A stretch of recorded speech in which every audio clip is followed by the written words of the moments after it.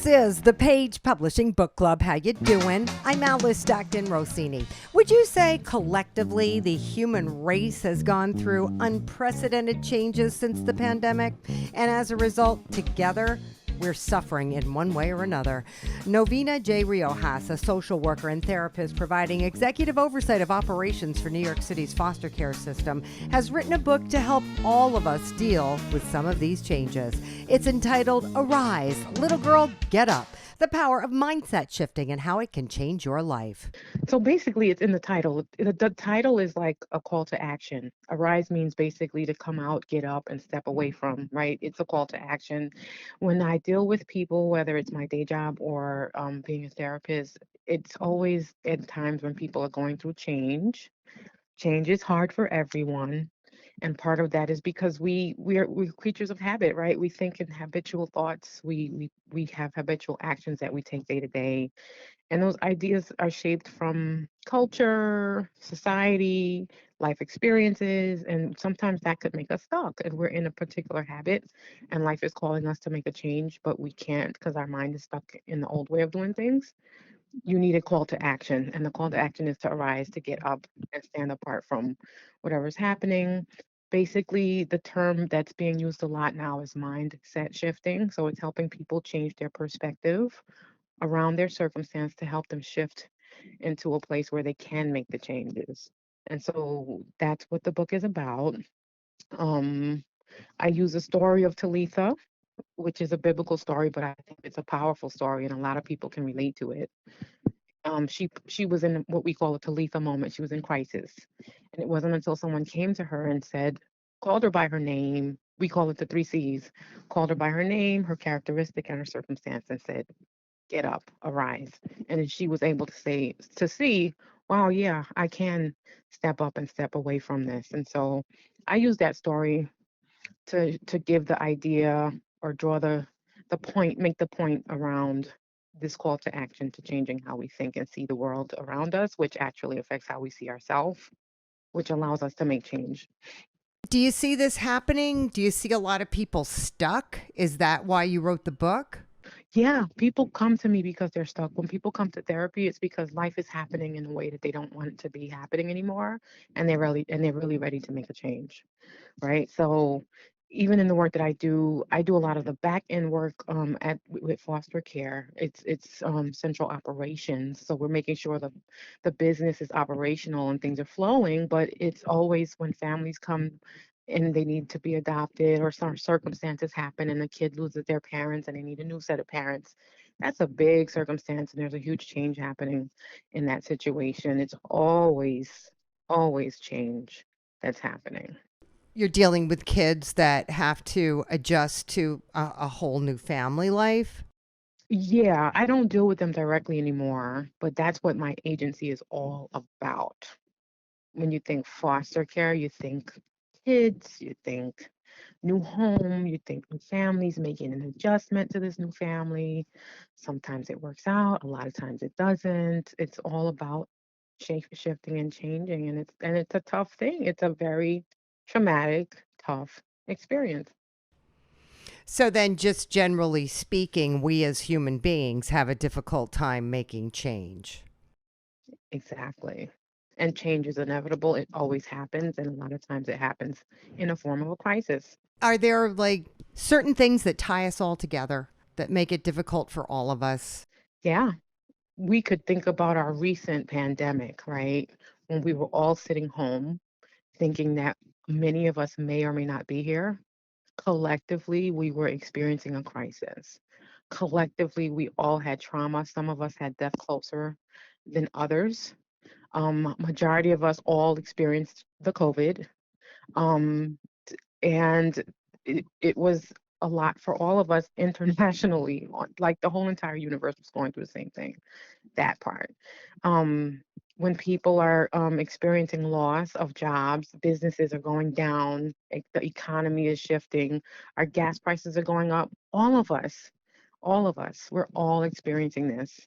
And I think it makes us all more human when we could look at each other and understand that we're all going through some similar stuff, but in different capacities. And it really does shape us. And the bigger question is, who do we become after this is over? Are we going to take care of ourselves now and collectively work through our traumas and our healing, to make sure we're all in a better place, because it affects us on a global level and also on the individual, macro and a micro. It's all connected. And so are we, Navina. Thank you so much. After 26 years as an ecologist for several federal agencies, John Gill retired and in 2005 started writing after the suicide death of his 38-year-old son. This is his second book for Page, entitled The Wannabe Doctor, A Man's Quest Amid Psychiatry's Identity Crisis.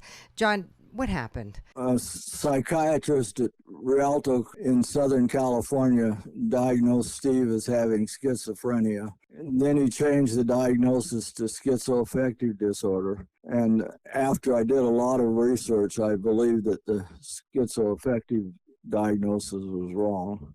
But first, I wrote another book called The Mind Doctor, a revealing portrayal of psychopharmacology corruption, published with Page. And then I've written the second book, The Wannabe Doctor, A Man's Quest Amid Psychiatry's Identity Crisis. The wannabe doctor is a fictional doctor. Well, during the 1970s especially, their diagnoses disagreed from one doctor to the next and so on. So this fictional person, Grant Hauser, wanted to become a psychiatrist during a time of a lot of upheaval in psychiatry. And it gets deeply into the fact that in psychiatry, they rely on a book called the Diagnostic and Statistical Manual of Mental Disorders, or they call it DSM for short. And they use that book exclusively, which contains a checklist of conditions that if you have a certain number of these conditions, say you have 5 out of 8 conditions during a certain period of time, then they'll decide that you have a major depression and so on. So Grant was working with various issues of the DSM that come out. They'll see a patient, and because they have these checklists, they'll sit down and they may decide that the patient has a certain mental illness, and they can do it within 15 minutes by using these checklists. So that's what they do, and that's one of the hazards in this DSM. And so I try to show in The Mind Doctor how use of this manual leads to misdiagnosis and then therefore the wrong treatment. And in the story, the young man who's a patient of Dr. Hauser, he's become a doctor by then, how Quentin completes suicide because of the problems. So there's a lot of truth in the book, although they're fictional. They're really based on a lot of things that really happened. Was this cathartic for you? Yeah, it was. I've had people, family members tell me I shouldn't be writing because it can keep me too focused on the bad things that happened. And then I read and hear others say, no, that's really good. That's what you ought to be doing. I just stayed with it. To tell you the truth, I'm a totally different person than I was in 2005 when my son took his life. It's just changed me completely. You know, I'm not a doctor, I'm not a psychiatrist, and I don't pretend to be when I wrote this book, but I feel highly qualified to do it because I'm a father with a scientific background. I was an ecologist, as I said, and I lost my son. So I'm writing not on a highly professional level. Mostly I'm writing to dads and moms who have lost or could lose a son or daughter to overtreatment. All right, John, thank you so much. Robert Kaminsky, a U.S. merchant marine, loves his job, but new guys come out on the boats and he says they need help and they need to learn how to cook. He explains in his guidebook entitled The Hungry Sailor. We get these new guys out and they get overwhelmed. Whether they come out of the academy, because they'll go to like a maritime academy for 4 years, but during that time, they have access to the training ship and they go through all of the classes and requirements, take the tests, and they come out with a 1,600-ton mate's license, but they don't have their tour and they don't have their towing endorsement, and they don't have any legitimate sea time, actually working. And I've seen a lot of guys come out, they'll last like a day or two, and then they're like, well, this ain't for me. I didn't expect it to be this. Well, what do you think it was going to be? Being a sailor, you go out to sea. That's what you do. We do, we'll tow dead ships up and down the coast, barges, other boats and stuff like that, 50% of the time, and the other 50% of the time, we're in the harbor, and we'll be on a smaller tugboat. It's still, decent size, 100-foot long, 40-foot wide, registered 200 gross tons, but in actuality, they're like, more like 600 or 1,000 gross tons, because, all the weight. And then we do harbor assists. Big ships come in and out of the harbor. We do that, but we live on the boats. You stand watches. You're up 6 hours. You're down 6 hours. It's a 5-man crew. There's captain, mate, engineer, 2 deckhands. So somebody's always up, and it's 24 hours. These ships move 24 hours a day. And like first started writing the book, it was for my son, so he'd have like a heads up. And plus, all my recipes. How you got old family members and stuff with a recipe book that's pages from other recipe books and just notes written down, sticky notes, and it's kind of a mess. I wanted to put all my recipes into like one neat thing, plus give my son a heads up, a leg running coming out on the boats, because I've seen guys come out, and if they can cook, it'll save you for another day.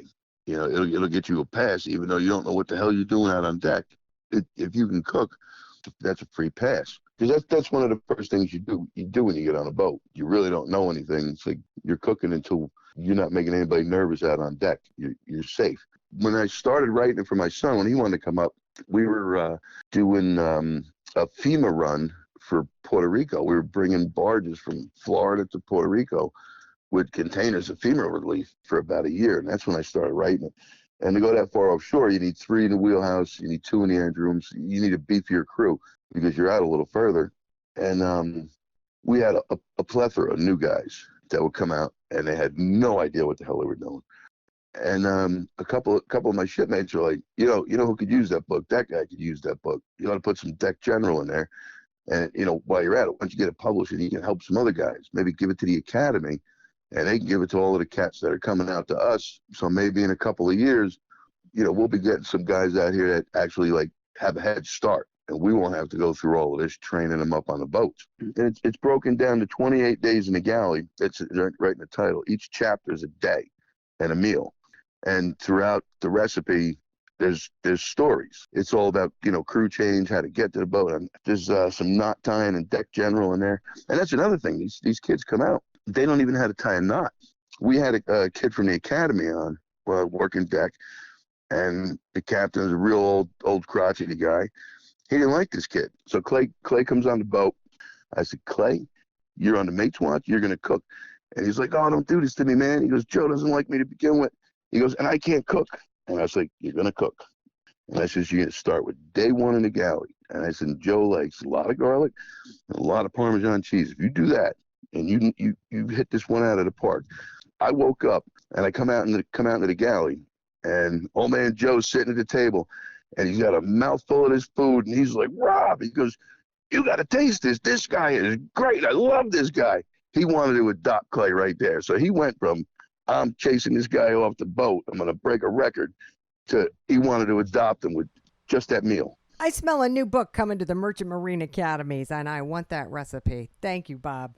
Lawrence C. Schwartz is living a very full life as an adjunct professor for Mercy College in Manhattan and shares his many accomplishments on and off campus in his book, Teaching on Borrowed Time, an Adjunct Memoir. I believe I've taught at 23 different colleges and 20 different subjects. I started writing the book around 2014, 2015.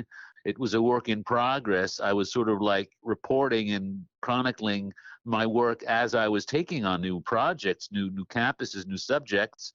And the book was completed March of 20, before all this madness happened. We adjuncts are quite the common lot. We make up around 65% of undergraduate faculty nationwide.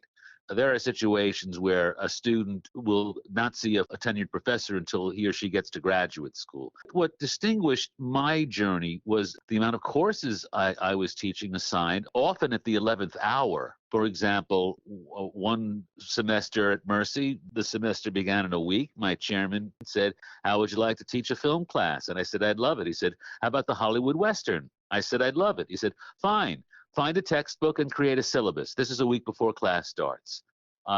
This may be cheeky of me, but I'm calling the book a cross between the Odyssey and Kingsley Amos's Lucky Gin. Did you ever want to become a full professor, or were you happy as an adjunct? That's a very good question.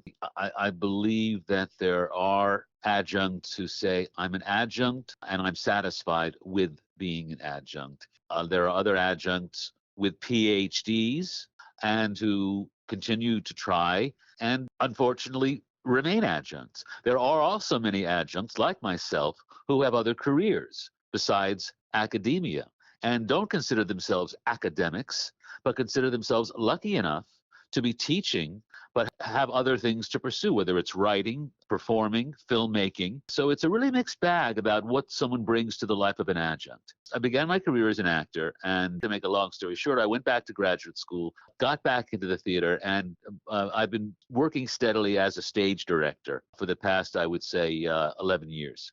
But the bulk of the book is the life of the hustler slash adjunct. That's what I'm calling myself. No security. I like the flexibility. I also love the autonomy. For an intro to arts, I was like a little baby in a candy store when they gave me the intro to arts class. I was able to cover movies and literature and poetry and theater, and I didn't have anyone telling me, "Well, you should cover this and you should cover that." So it really has been fun. But I guess the message that I think I could reach and convey to people not connected to academia is that if you like what you do and you like the work at the end of the day, stay with it. The rewards outweigh the cost. What I hope also, we take our job just as seriously and sometimes even more seriously than that professor who's got the nice office. We can't take anything for granted. That comes through also. And because of that, we really have to be on our toes. After 33 years, I'm still discovering ways to be better at my job as an adjunct. I think it might have been Bertrand Russell who said the sign of a man or a woman who likes his or her work is when they try to improve and get better. So I guess I like my work. I guess you do. Thanks so much, Lawrence. Robert Kowalczyk gave 2,087 tours of Washington, D.C.'s National Air and Space Museum in 27 years. And when the pandemic hit, the museum closed. But luckily, it inspired him to write Strange Facts of Flight. I wanted to keep the story short and simple because there's a lot of technology. So what I tried to do was giving more attention to women pilots and minorities because they were kind of ignored. I used pictures of aircraft and space devices just to give a visual view of what I was doing so that when I said something like the DSKY, D-S-K-Y, which was the computer used on the Apollo 11 flight, a picture of it would be so much more valuable than if I just talked about it. And I organized it in such a way that 50 airplane stories, followed by 100 space stories, then followed by 50 airplane stories. What are some of the strange facts we learn? When Yuri Gagarin, who was the Russian first person in space, when he was driven to the space rocket, he had to go to the restroom, and he said, "Just hold the bus." And they stopped the bus for him. He got out, and he urinated on the tire. And that has become a tradition with astronauts who go up on the space station and in space, as well as the Russians who do that. And the women now, that was a little bit of a problem for them, so they carried a little cup and they urinated on the bus, and then they just dumped the cup on the tire. See? How long ago did Yuri do this? How long was this done? Since 1961. I never knew that. That's a good one. Yeah, well, these are the strange stories. I'll give you a humorous one. I have some humor in my book, too. For example, I asked the person, what is the nearest planet? And, you only have 8 planets out there now. It's okay. So somebody starts guessing it's Mars. Somebody guesses it's Venus. No, it's wrong. Well, what could it be? You're standing on it. It's Earth. That's a funny one, that catches people pretty well, I think. I do have 2 errors, I must say, in the book. Uh-oh. It's not my fault. It was Putin's fault. You know him? Oh, yeah. So he destroyed the biggest airplane in the world. It was called the Antonov 225. So nothing I could do about it. The book was published, you see. So I don't know what the oldest is right now or the biggest right now. I don't know what that is. I think it might be our C-5M, which is the Air Force transport plane. And then the second thing, the Russians, after their attack on Ukraine, they decided they weren't going to bring any Americans down from the space station. Well, that put some peril into the program, although Musk has got his SpaceX, which is capable of getting up there and down. That left a mistake in the book because on page 43, Scott Kelly, I laud as the veteran astronaut who flew on a station for 348 days. Okay, he's no longer the leader because another guy by the name of Mark Vanderhei, he had to spend a few extra days on the station until Musk could bring him down, or the Russians changed their mind. And they indeed did change their mind, and he came back. His record is 355 days. Well, can't you do like an addendum or something to the book? Yeah, I could do that. I thought if there's ever a second edition of this book, that would have to be, you see. All right, Bob. Sounds like a plan. Thanks. Ted Huizinga is a mechanical contractor with a calling. He started journaling his devotional time with the Bible every day, and that put him on the path to write Crossroads. Victory begins at the foot of the cross of Calvary. I've been a believer all my life, but my devotional time would come and go. And I was heavily involved in a lot of short-term missions around the world, helping missionaries and helping people that were in need, such as orphans and widows and things like that. So I was in an airport one day, and I picked up a book on how a guy did his devotions, and I didn't even read the whole book. I just read the grid with which he used to do his Bible study, and the grid was this. What is a promise from God in this passage? What is a timeless principle? What is a command to keep? And what is God's message for me today? And how does this apply to my life? So I started doing that back in 2005. I started journaling in little journal books, like a diary book, every day, just going through those questions. And it made the time come alive to me in terms of spending time in God's Word. And I did that for like 5 years. And I go, this is kind of dumb. I'm putting it in a book, but I did it for my kids and my grandkids that, they would know some of my heart in another way.